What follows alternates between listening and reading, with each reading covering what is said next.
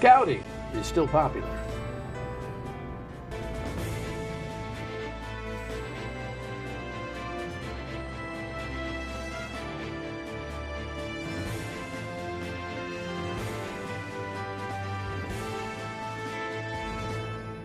The Dan Yorke State of Mind program is brought to you in part by Lookout Rhode Island and Takeo Comfort Solutions. You know, one of the things in my life that I regret, you mind if I just lay down on your couch and vent a little bit here? First of all, I can't tie a slip knot. I can't do it. And if you ask anybody about my handyman skill set, especially my wife, whose father, by the way, is the most handy guy, my father-in-law, the most handy guy in the world. So you know how that feels when you marry into a situation where you can barely hold a hammer, never mind use it? It's tough. And I blame my parents because that's easy.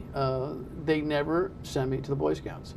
I did do a stint at the Cub Scouts for a little bit, but it is a strange memory, meaning I don't remember most of it. And so why am I telling you all this? Because you shouldn't screw up your kids and grandkids. You know, if they got to learn how to do a slip knot at least. Tonight we are going to introduce you to the folks, the Boy Scouts here in Rhode Island, and Camp Yawgoog, which is, you know, famous. Another admission. Are you ready for this? It's been 23 years that I've been here in town, and I've driven down Route 2 more times than I care to count, and have never pulled in. So how's that for show prep? I'm just trying to get it all on the table tonight, if that's okay with you. But it's great. It's wonderful to have you aboard. For the last couple of weeks, we've been covering the controversy at Johnson's Pond. Program note, next week we will have the two sides. So a couple of weeks ago we had the folks who feel like they are victimized by the water levels at Johnson's Pond. The following week we had the lawyer for the new owner of the water rights at Johnson's Pond, and next week we'll have the two parties meeting here and talking it out, and we'll resolve the entire thing, and we can just cancel those court cases and put it all to bed. So make a note on that. Tonight though, a little background from a news story that WPRI 12 did last year on what's happening down at Yawgoog. Time stands still as you step through the gates at Camp Yawgoog in Hopkinton, Rhode Island. Nature, tradition, and pure summer fun are your compass rose for the week. This is actually my fourth week here. 14-year-old Scout Mike Upton has called this camp home away from his home in Newton, Mass. for the past few summers. About having fun, learning some good life skills, and making friends. That's really what it's about. Yawgoog is the flagship camp of the Narragansett Council of the Boy Scouts of America, but he's one of hundreds of scouts visiting from other councils across the country. We have a lot of troops that do return, but we also have a good portion of troops that kind of cycle through camps for whatever reason it may be. So some troops only come for 1 year and put it on a 3-year list. So in 3 years, we might see them again, but they'll visit New Hampshire or New Jersey in those times. So it varies. Camp Yawgoog really is the main attraction for Scouts in Council, which spans across Rhode Island and southeastern Massachusetts, as well as for out-of-council Scouts from Long Island and New Jersey. The primary focus is summer camp, so getting people to come, no matter how small, no matter how large the troop is, troops from 10 Scouts all the way up to 50 Scouts is the priority. According to the Narragansett Council, in 2019, there were 9,848 Scouts. Compare that to 10,321 the year before and 8,333 in 2015. The council couldn't provide data for enrollment during the pandemic, but it's believed membership dwindled. Yawgoog Reservation Director Jonathan DiLuglio says they're seeing an average of about 800 campers each week this summer. One week even surpassed 1,200 in campers and adults. And they're trying new ways to show Scouts how fun it really is, offering day camp as well as overnight camp. And it's an awesome opportunity. We're trying that out for the first time this year, to have people come in for day camp.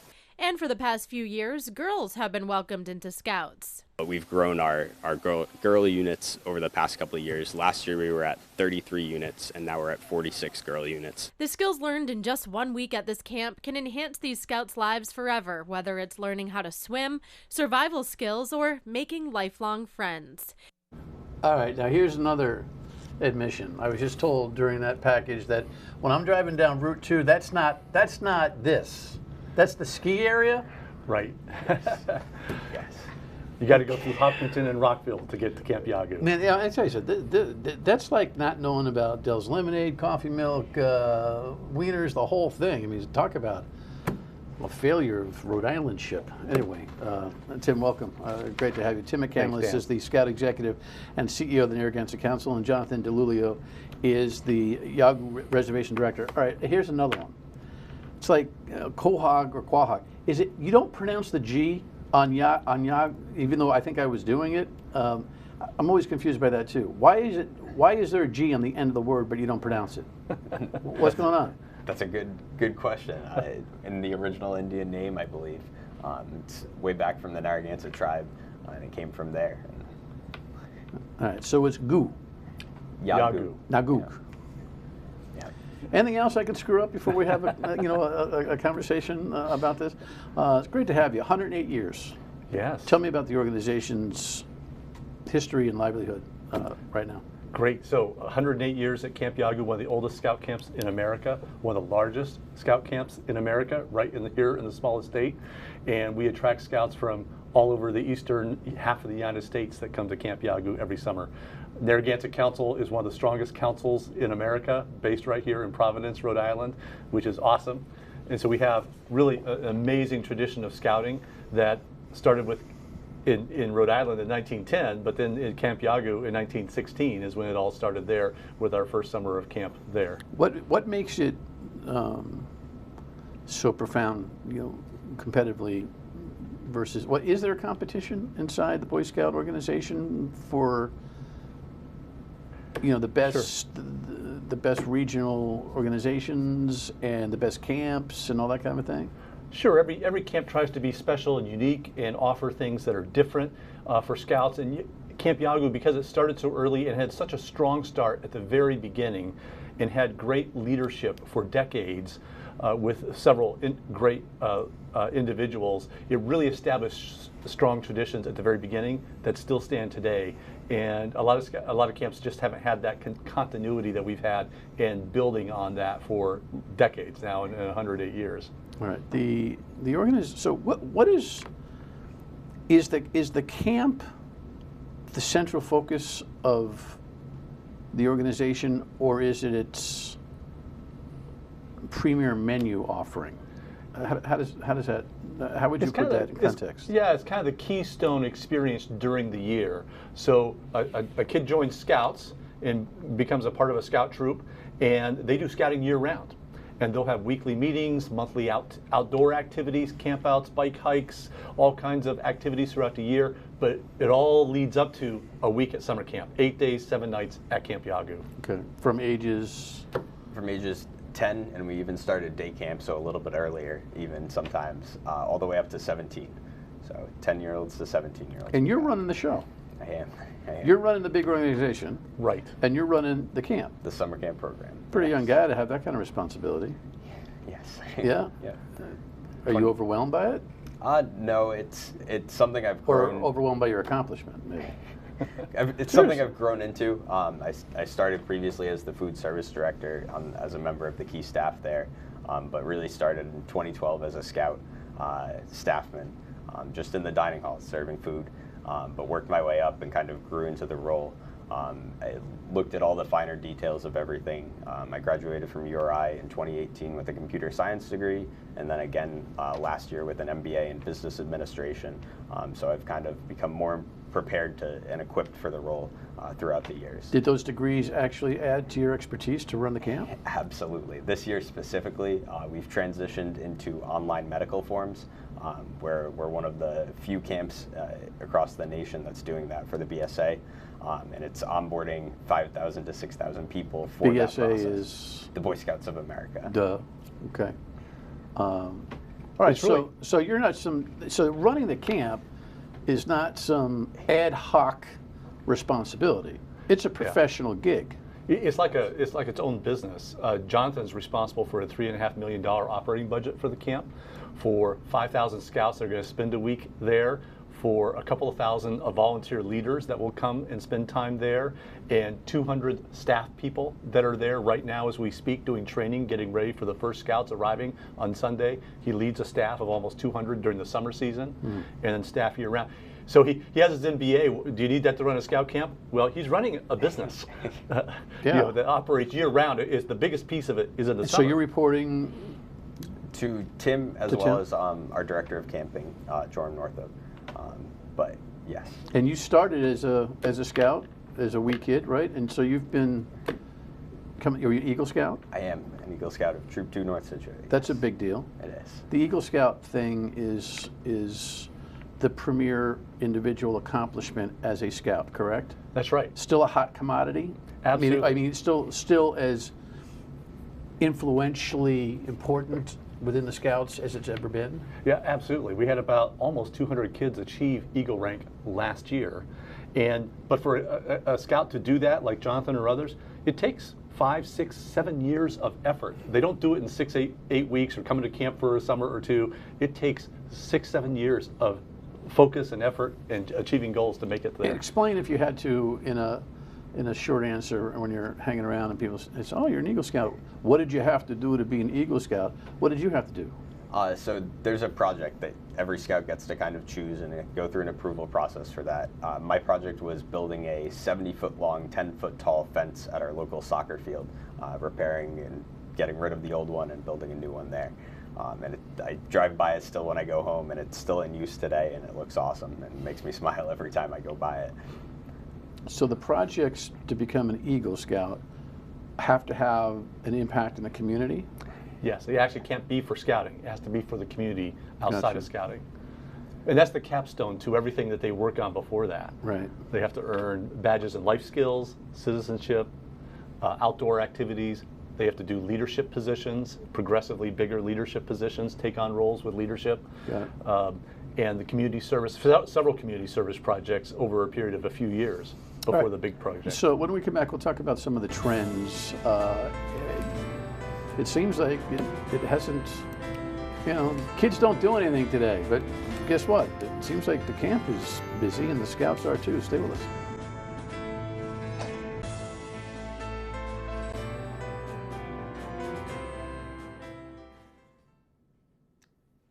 Okay, I thought there was some sound on that, but there doesn't seem to be. So come on back to me and let's keep this party rolling.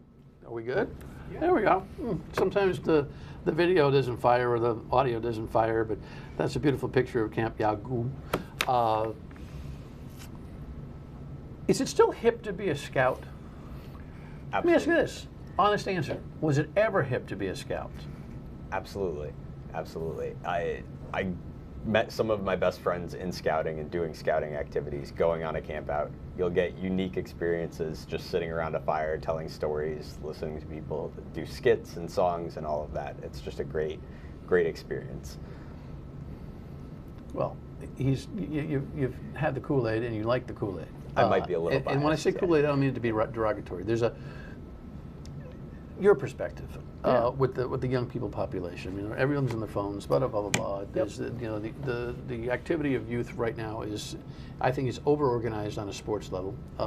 Just going out and playing in the backyard is something that seems to be a lost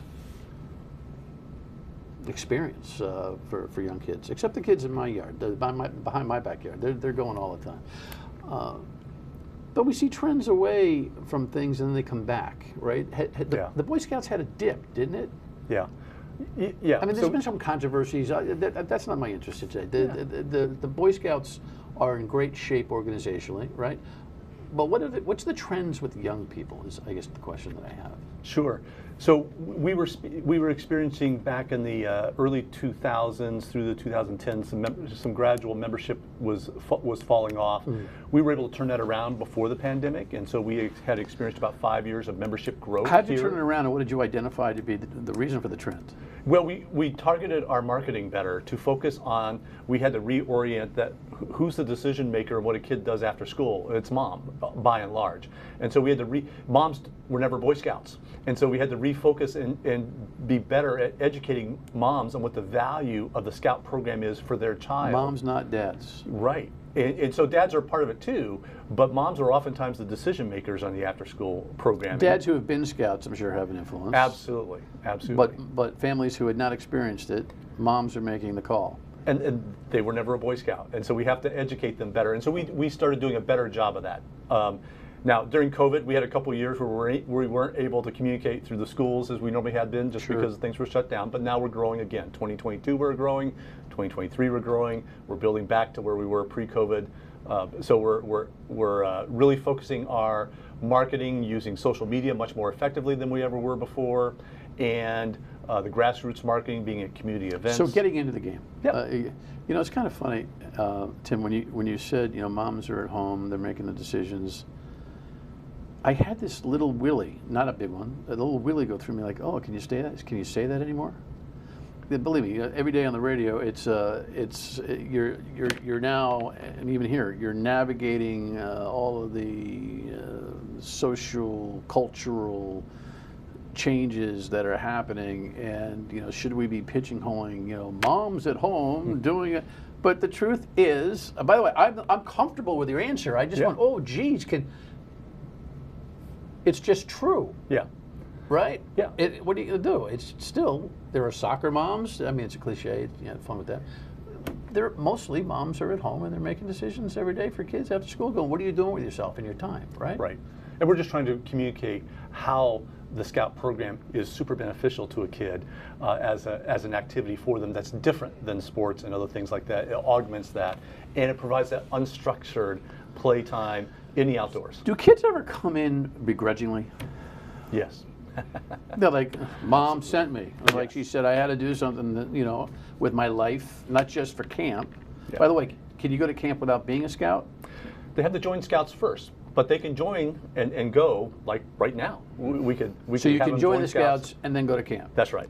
In order to send them a camp, everybody hears such great things about Camp Yawgoog. In order to send your child, we'll talk about that in a second, to camp, they have to register as a scout. That's right. Is that a big deal to register as a scout, or is it paperwork and sign here on the dotted line? Do it online, easy. Gotcha.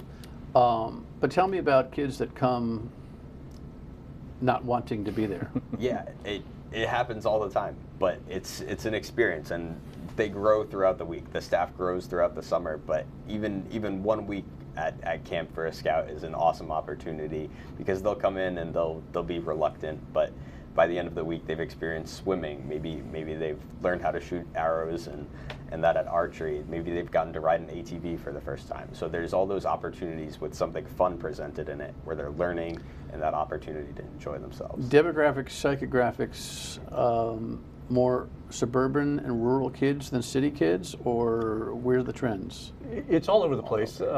We have programs. We have a lot of suburban kids in the Rhode Island area, some rural kids, but we also have special emphasis for Cub Scout programs and Scout programs in our urban neighborhoods.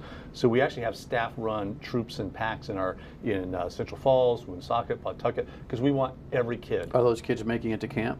Yep. Yes. Yep. And They thanks to donors, we have camperships to help any kid go.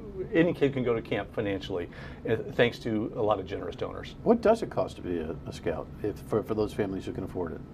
So for an annual fee, Yeah. it's about $125 to join Scouts for the year. Wow,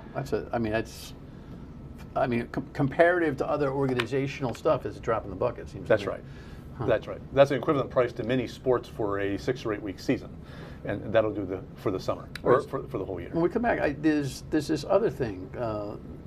It's not just boys at the Boy Scouts. Stay with us.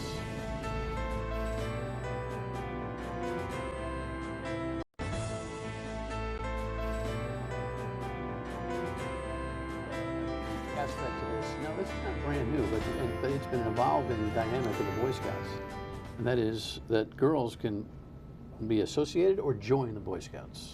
They can join Scouts with our program. They can join Cub Scouts in our family program now, and they can join, we now call them Scouts BSA troops. We have troops for girls and troops for boys. So the boy troops haven't changed, they're not co-ed, but now we have troops for girls. They can do All right, so all the same obvious things. question is, why do you keep calling the organization the Boy Scouts if you're so open to developing young ladies through the program? What's going on with that? That's a challenge the organization's really spending a lot of time thinking Board through. meetings constantly going back and forth trying to figure it out, right? Absolutely, because we have such a name recognition, BSA, Scouts, Right. Boy Scouts of America.